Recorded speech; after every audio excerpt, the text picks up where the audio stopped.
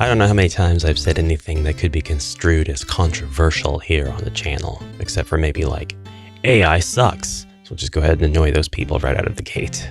But one of the things that might be a little drama-inducing is if I just straight up gave you my preference. I don't want to play Dungeons & Dragons. I don't want to play old D&D. I don't want to play new D&D. I don't want to play 3rd edition, 3.5. I don't want to play with you. I don't want to play solo. I might consider Red Sun. I think it's the setting, but also the rule set. When I was a kid, when I was a wee lad, I had this idea upon being introduced to the notion of Dungeons & Dragons by people who may not have even played it. And I was in love with this version of what it was in my head. I knew it was theater of the mind for the most part, but I thought that there was definitely a tactile element. I thought that there was definitely you gotta draw out this map, then show it to the player, then be like, what do you want to do here? And I mean, to an extent that's true. And also, to another extent, that's absolutely nothing about that is true. But the more I see about the contemporary showcasings of the entire franchise, I don't even like that it's a franchise necessarily, the less I'm interested in it. But I still love role-playing games. I still love fantasy. So why not D&D? Well, that's probably like a whole deep dive subject that I don't really want to get into because I'm not prepared to. It's something I need to go think about more, and then I can come back to you with the answer.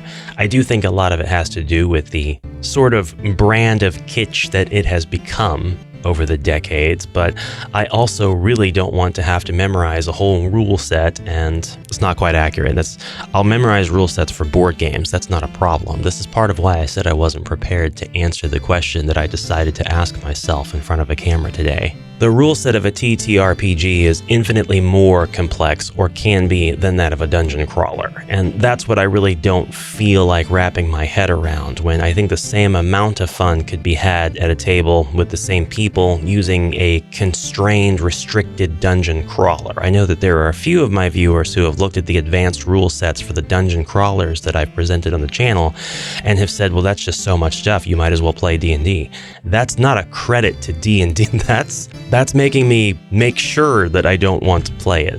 It also might have a lot to do with the roles of the other players and the dungeon master or the game master running the RPG. And this is not a D&D channel, so I don't really expect to have a whole lot of feedback on this particular video or this opinion, good, bad, or ugly.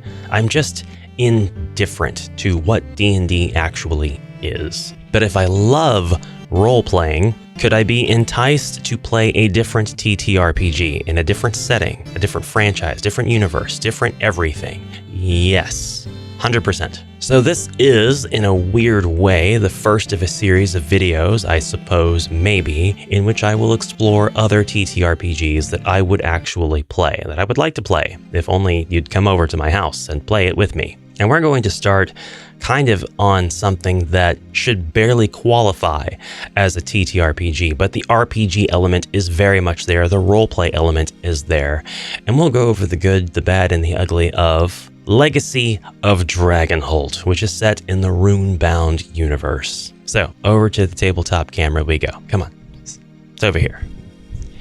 Welcome home, brave. It's over here, jokester. Move.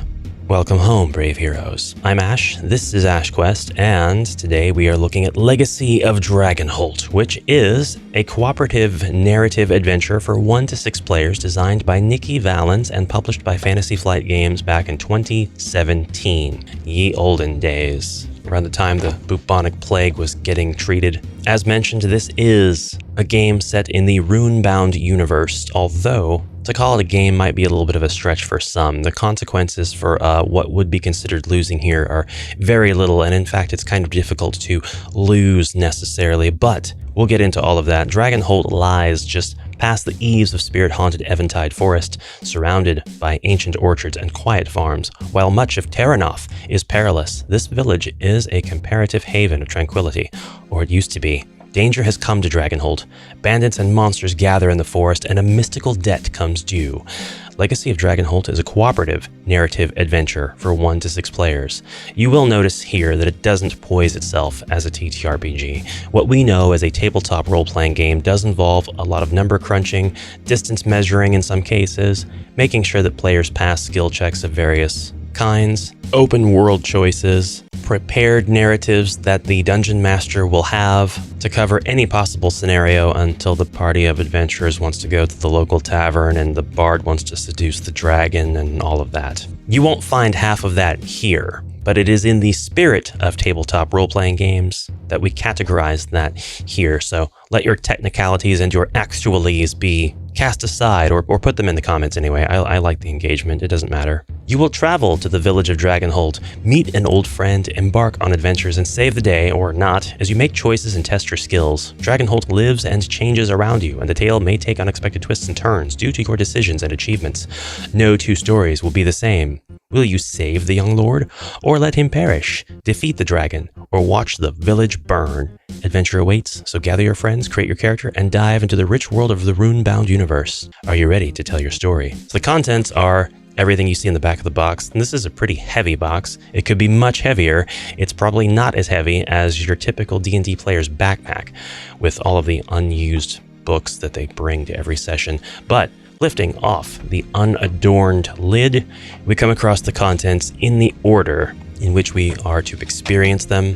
Whoops, figured that would happen. First and foremost is the rulebook, which tells you you need to read this first. Book is definitely a suggestion. This thing has a grand total of 8 pages, counting the front and back cover. And the last page is the Legacy of Dragonholt story tracking sheet, which you should have a separate copy of in the box already. But it gets even better than that. Pages 4 through 7 are glossary, and it tells you not to even worry about the glossary unless you are checking up on specific terms that you'll discover as you get through the example scenario. We have an introduction here, then a game overview, and yes, this is a solo playable game due to the fact it doesn't require any sort of dungeon master or games master. The object of the game is essentially to have fun. You're all on the same team. It's not about winning or losing, it's a game about storytelling. As you play, your decisions will weave a narrative tapestry that tells the story of your adventures in the village of Dragonholt. Okay, so how exactly does this work out? Well, following the rulebook here, you are instructed to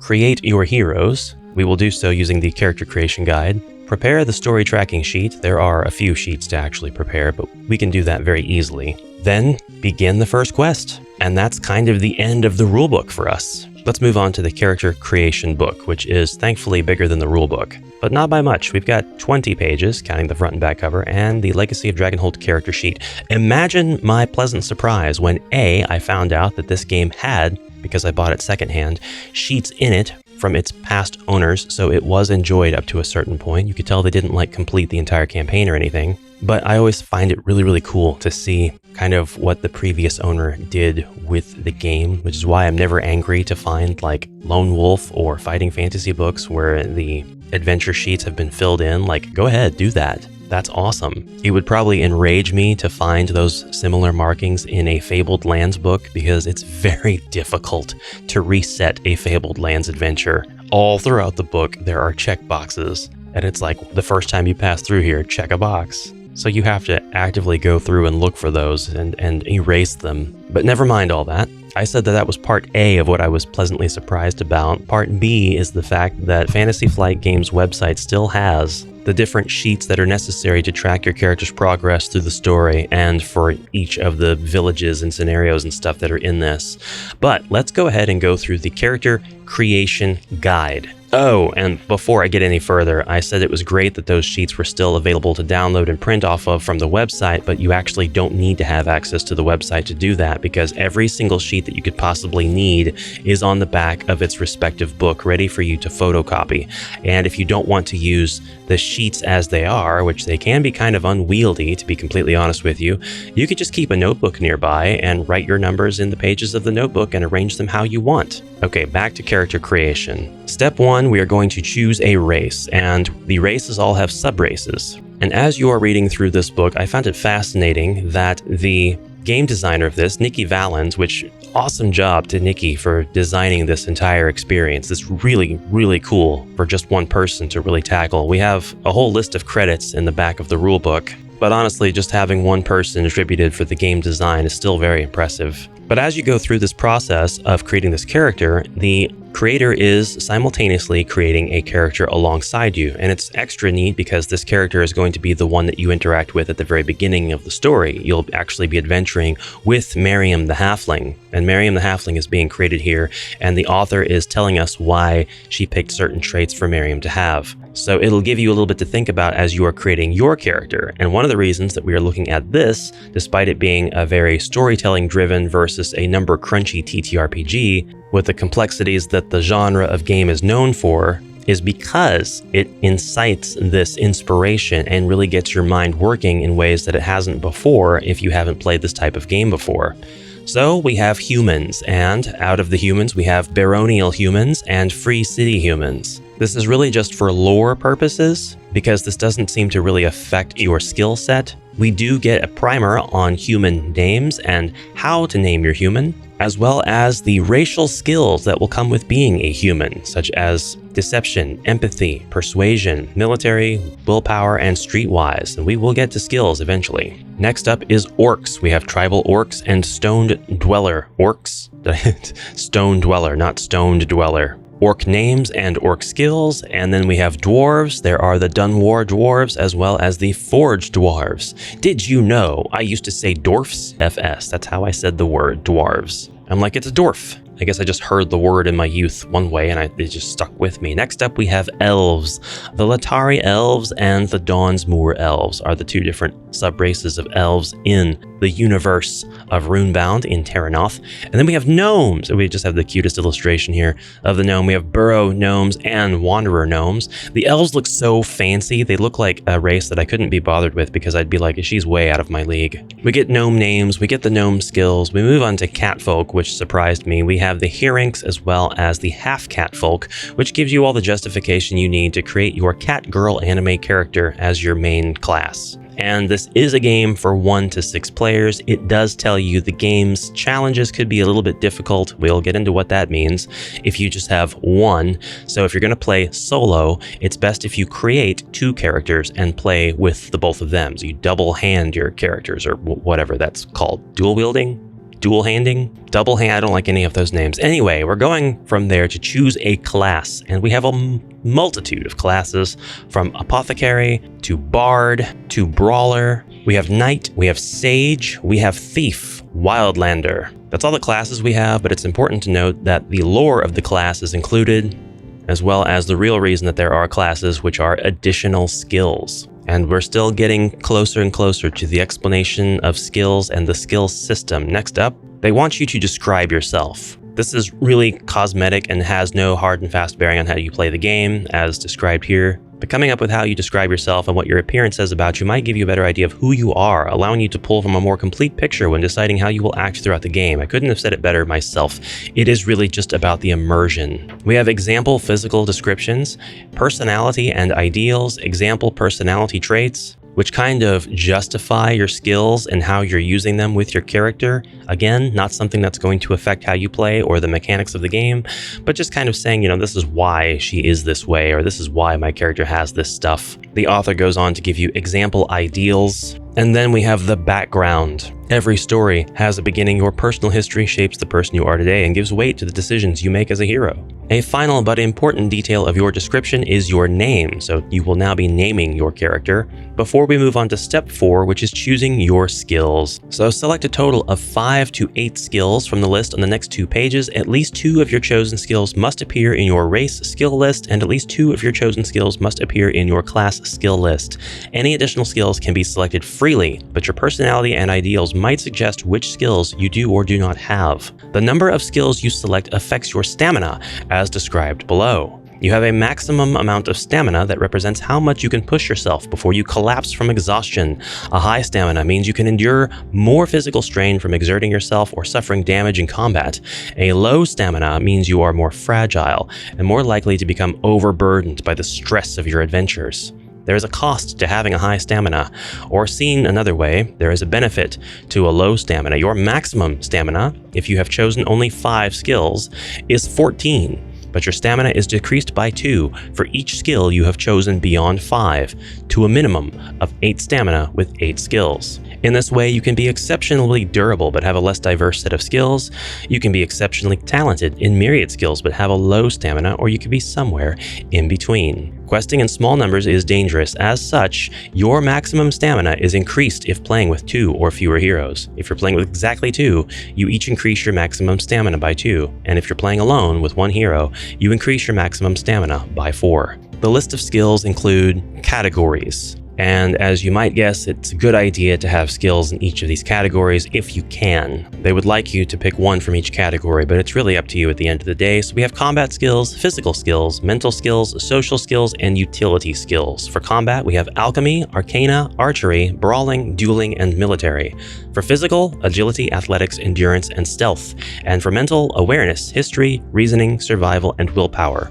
For social skills, we have deception, empathy, persuasion, and streetwise. And for utility, we have craftsmanship, devotion, performance, runes, and thievery. RuneBound shards make an appearance in this narrative game. We are now ready for adventures, and we can proceed to step 2 of setup in the rulebook. Hopefully, you've filled out your character sheet at this time, and your character sheet will allow you to record such details as your name, race, class, age, gender, the skills, and whether or not they are disabled, which is a special mechanic related to your stamina, and what happens when you lose all of your stamina. Don't worry, nothing is permanent. Your experience, your stamina, as well as your maximum stamina, your items, your background, personality and ideals, and physical description. Your next step will be to prepare the story tracking sheet. You begin the game with 100 gold. Here it is. This is where I'm at in the story so far. A 100 gold and a 2 fame is what you start with. Your heroes list is here, and I forgot to write down my 2 heroes for this campaign. Ultimately, that's what this is, your campaign tracking sheet. And story points, which are arranged in a grid from A1 to Z8. These 26 times 8 different story points are checked off or circled as you advance through, and as you make other choices later in the story, some of those choices will refer back to whether or not these are checked off, and thus make certain choices available to you or unavailable to you. Some of your choices will also rely on whether or not you have particular skills. So you can see how creating a diverse cast of characters can lead you to more opportunity. If you want to reset the game, you just need a blank Legacy of Dragonholt story tracking sheet and a couple of character sheets, and then you just start from the very beginning. Finally, to complete setup and begin the first quest, find the To New Roads quest book and read entry 1000. So now we are finally able to play the game, and we do so by finding the To New Roads quest book, and we start at entry 1000. So the entries are named a little bit weird. Instead of having like 1, 2, 3, 4, 5, 6, we've got like 1000, 1096, 1099, 1103. And it kind of makes me wonder if it's because there are entries between 1000 and 1096 that are in other books that are connected to this overall campaign. But regardless, before we dive much more into this, I want to show you we have the To New Roads quest book, which has an approximate playtime of 50 to 80 minutes. No doubt this is dictated by the number of players who have to kind of fanny about what decisions they're making and how they're learning RPGing for the first time. The Dragonholt Village, for comparison, this is barely magazine size. This is like free catalog at Walmart size. But the Dragonholt Village book, which is 30 to 50 minutes per chapter, is much, much bigger. The Dragonholt Village tracking sheet also, by the way, is much more complex, and it gives you not only the time, like how many days have passed, but what entries you can read as you reach specific day points. As well as for progress, we have a heroism tracker, and as you mark off points on this tracker, you can gain experience, or your fame will increase, or your maximum stamina will increase, and so on. We've got academic study, combat training, physical training, spiritual meditation, and social practice. Doubtless these are going to help you learn more skills as the story goes on. There are a number of additional Walmart inventory electronics department catalogs available to you here, with the Crypt of Carthun, the Paper Faces, the Sliver of Silver, Whispering Leaves, and Terror on the Prairie. quest books, each having a playtime of anywhere from 50 to 80 minutes, or in some cases, Paper Faces here, which has 75 to 100. We keep referencing a Masquerade Ball, which I think is the last event, so I think that one's actually meant to be at the end, and I think that that's why it has the inflated playtime. It's probably a little bit more epic than the rest. This game came out during a time when the AI slop craze hadn't yet infected the small-minded masses, and for that reason, you're not going to find any crap art here. It's all hand-drawn or digitally moused. Soulful art, as it were, created by a human. The quest books each have their own tracking sheet, again, available on the backside of each one, and they've all got their own time to check off, as well as points of reference where you can write down the entries that you've read. You'll need that to save your game, essentially. This isn't mine. This is the tracking sheet that actually came with the game when I bought it secondhand. So the last adventurers were on to New Roads, entry 4724. It doesn't look as though they completed any of the other quest books or made any progress in them, but they did make it to Dragonholt Village, and they did spend at least one day there, having marked off morning, afternoon, evening, and night. Did they read entry 3877? It might be around here somewhere. Shout out, by the way, to the players who gave this game up so that I could enjoy it. Brau du Un, the dwarf, a beater, age 64, a guy, that's the gender. Tall for a dwarf, a D-O-R-F. I was just saying, that had nothing to do, never mind, that's crazy, serendipitous. Endurance, athletics, dueling, military, awareness, a dwarven outcast, that's the background here. Personality and ideals, keep the kids safe. Hate elves, keep the cat safe. Hate elves, like that one. Also, keep the cat safe is because the other character here, probably, I wonder if this was like a couple that owned this game, or if it was a father-daughter and that was their actual ages, or if they were a couple and the guy just wanted to play a character that was protective of the counterpart. It's interesting to imagine the dynamic that they would have had. Soshi the Wanderer is a catfolk, a wildlander, age 24, female. This is the cat that the dwarf is trying to protect, or I'm sorry, the cat that the dwarf is trying to protect. Chose to leave village to explore the world. Old dwarf found me beaten up by wolves, nursed me back to health. I almost died. It's a lot more detail here from the cat. Also, the wolves just beat you up. They got up on their hind legs and they said, "Put up your dukes, cat." So we're not going to eat you because you're not edible, but we are going to mess you up. Keep the old dwarf out of trouble. Cautious, patient, quiet, independent, loyal to dwarf. To old dwarf. Silky fur. Torn right ear. Leather arms with green cloak. Dark tortoiseshell fur, green yellow eyes. Tip of paws white. Hidden scars on arms. Bite scars on back, etc. Yeah, a lot more detail there. Kind of feel like a lady was playing this lady. We've pretty much been through everything except for the additional components that come with this, and it is when you are reading To New Roads that you will be instructed to read the letter from Celise. We won't really go through the entire letter, but this game does come with a letter for maximum immersion that you will read, and there are quite a few like typos and weird things about this letter that are in here on purpose, which kind of lead to the mystery, the objective, the problem that is presented by you getting this letter, and it adds an element of mystery to this that does sadly kind of make it not as replayable as it would have been if it wasn't the overall goal to really understand like the mystery behind this specific letter. You will also receive Sonia's journal, and you will be instructed to read pages out of this journal. Don't look at it beforehand. You will encounter when to read this throughout the story. We have a map of Dragonholt, and I can't see any problems at all as to why we should not go ahead and open this up and make sure that we do it upside down on camera. First try, wonderful job. We have different places in Dragonholt, including the Drunken Hog, the Village Green, the Apothecary Shop, the Bakery, the Chatty Archer, the Swan, the Eastern Road, and they all have passages that you can refer to in the Dragonholt book. Fairfax Manor is 1400, for example, the Countess Inn 4200, the Guard Station 5230. There is probably some kind of mechanic by which you are able to go between places.